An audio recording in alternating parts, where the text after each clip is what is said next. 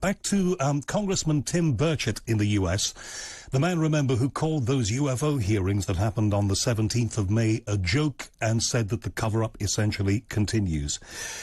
Tim, let me ask you this. I think we have to be very clear about this, because for a lot of people in the United Kingdom, this is something that happens a long way away in the United States, and they don't think that it affects them. In fact, it does. It will affect all of us if truths that some of us believe have to come out do come out.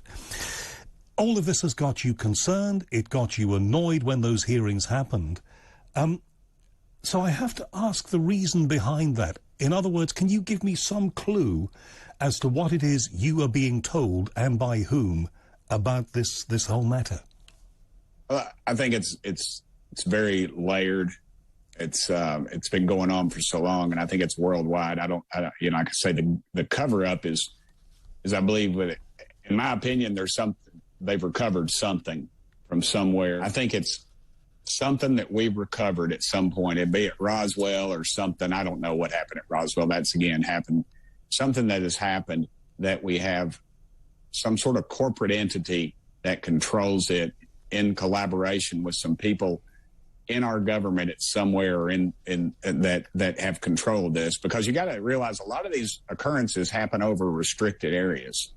The Tic Tac videos, the USS Roosevelt, these other things, and they're not happening over, you know, a trailer park. No, indeed. I mean, that was in an area where there were naval exercises. I mean, look, yes, sir. We're getting to the point here that I think is important, and it's a point that's come out a number of times over the years on this show and many other shows that do this kind of thing too. If we saw those hearings as honest hearings, and those people there were honestly debating this issue that needs to be debated because the time has apparently come for it, then there are two forces at work then, aren't there? If what you've just said is true, then there is the government and those honest people having that honest debate on May the 17th. And then there is another entity that may have recovered material from, don't forget that Roswell, as we all know, 75 years ago this summer.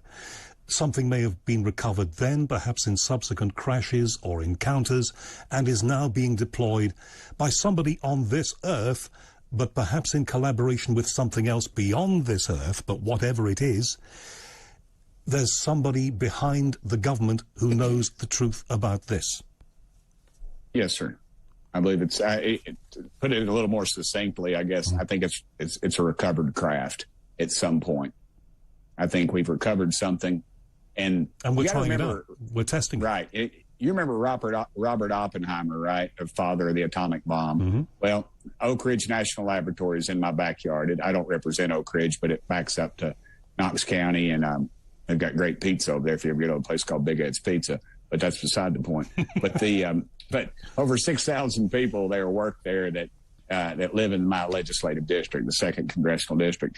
And you know, when the way I run for office, there's no way in the world that Tim Burchett's the world get elected, but I knock on doors. I knock on thousands and thousands of doors and talk to people. And I can remember when I was in the state legislature, my daddy fought in the Second World War. My mama lost a brother fighting the Nazis. She actually flew an airplane in the war, and Dad fought the Japanese in the Pacific. But I'd always talk to these folks about what they did during the war. And I remember this one fellow said, well, I wasn't in the war. I worked at Oak Ridge. And I said, dude, you know, you fought the war. You just did it on the home front. And I asked him what he did. And he said, well, he really didn't know. He said, I knew after the war when we developed the bomb.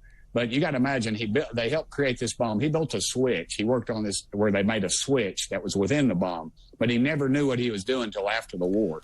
And so that's how compartmentalized this stuff is. But Robert Oppenheimer said when they created the bomb, I don't know if it's not, I wonder if it's going to destroy our world. You know, if they could never get, and what he meant by that was he didn't know if they could get the nuclear reaction to stop. And so this technology, if we've got it, and if what I've been told is accurate, they can't really control it, and they can't do it in the way that it was completely recovered. They're reverse engineering a lot of this, and they really just don't understand what they're dealing with, some of the folks. And I believe that's why it is so compartmentalized. And that's why I think until we have somebody at a very top level brings forth some information without permission of their overlords, then you'll see. And until that point, they will continue to condemn people like me in the media. They will put things out. They will try to destroy us. And you know, I'm at the point where I just don't care anymore. I'm sick of it. I see that, and I see the frustration on Americans' faces over this stuff. So you're saying that people are clamoring for the truth. There was also, that was the public hearing that we were talking about. There was also a classified hearing. Now, I know that you will be bound by a million protocols about this. But can you give me an idea? But did you get to hear what happened there? All right. I was not allowed to. And I was told I was going to get to speak. Right. And I was going to ask some questions. So why were you not allowed? I don't know. I got a text that said, in fact, the chairman has said that you will not be able to speak.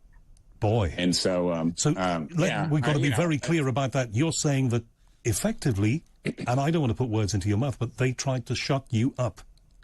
Well, they didn't come see me and tell me not to speak, but there is a protocol in the committee, and it is a very select committee. That committee is chosen purely by Speaker Pelosi and Leader McCarthy. Now, Leader McCarthy will be Speaker McCarthy here in a few months, but it's still the same.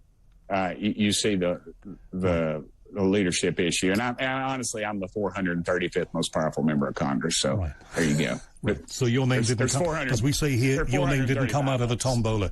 Our time is precious here. We don't have very much of it, which is very sad. But I want to make every second count here. What are you going to do about this now? You say that you don't care anymore. You feel that people want to know about this. People in your own constituency are talking to you about it. They want to know more. What are you going to do?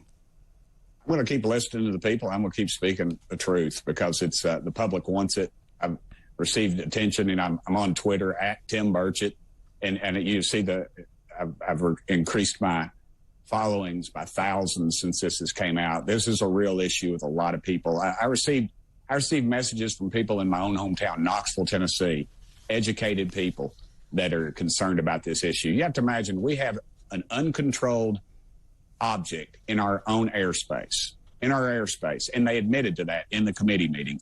So that should be a cause of concern to all freedom-loving people. There are some who would say that should be priority number one. Just lastly, Jeremy Corbell on this show told us last week that he had seen video evidence that the U.S. military had fired on these things. Now, that's very important, and it was happening regularly, as regularly, he said on this show last week, as the previous Friday. So it's a regular occurrence. Do you know anything about that? I would comment on that, but I've had conversations on that, but I don't doubt his word. I'll just leave it at that. That's interesting.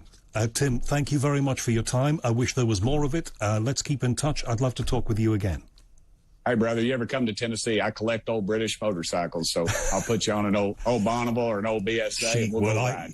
I'd love to be on the back of one of those things. I had a friend, a DJ in the UK called Neil Fox, who had himself a Harley, but I'd love to be on one of those American, the ones I've got a Harley with the bars up there, like that. You lean back and you do that, and you just twist that throttle and you go for it. Tim, thank you very much indeed. Congressman Tim Burchett, you heard what he had to say. There is more to this than meets the eye.